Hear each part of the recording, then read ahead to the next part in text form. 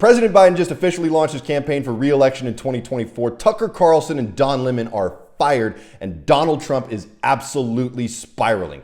But I don't care about any of that right now because I just found out about the biggest news story in the world. It actually happened about a week ago, but it involves your favorite forgotten rapper and a little bit of airplane hanky-panky. That's right, Desiigner, best known for his smash hit Panda, was taken into FBI custody and charged with indecent exposure on an airplane. Yikes. So here's what happened. Desiigner was flying back from Japan on April 17th after some overseas shows. He was on a Delta flight, seated in first class, when flight attendants noticed that he was pleasuring himself. Now look, I get it. Is flying first class exciting? Yes. Is it that exciting?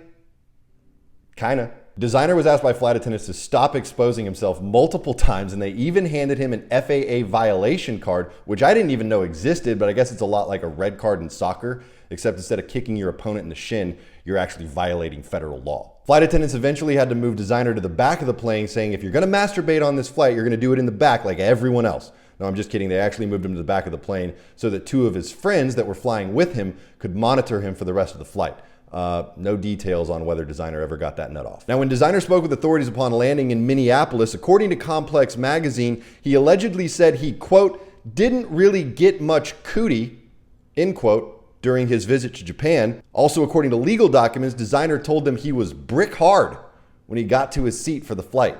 Desiigner further elaborated that one of the flight attendants aroused him and he, quote, showed her his magic stick as encouragement.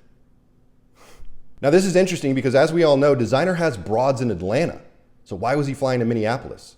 You know, just go straight to Atlanta, hit up the broads, stay out of trouble. Desiigner did issue an apology saying that he'd been struggling with his mental health for months and he actually checked himself into a facility after the incident, but that didn't stop the FBI from charging him with indecent exposure. Worst case scenario, he'll serve a couple months in prison. Probably more likely, he'll just pay a fine. Now, I don't care what kind of music you listen to, rock, rap, country, blues, jazz, that weird Celtic chanting shit that was popular for a little while. Panda was an absolute universal banger, and we need more songs like that. So Desiigner, I wish you all the best. Rest up, get well, come back to us. Brah!